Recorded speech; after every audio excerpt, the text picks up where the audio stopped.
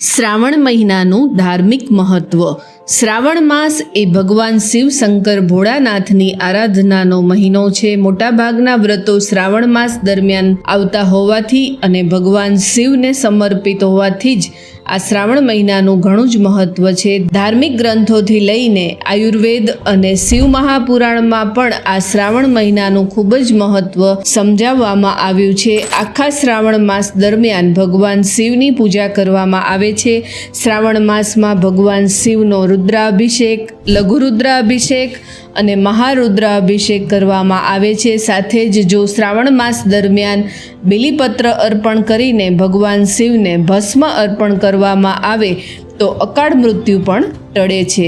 આવતા બીજા વિડીયોમાં આપણે જોશું કે શ્રાવણ માસ દરમિયાન શું કરવું જેનાથી ભોળાનાથ પ્રસન્ન થાય છે. ઓમ નમઃ શિવાય.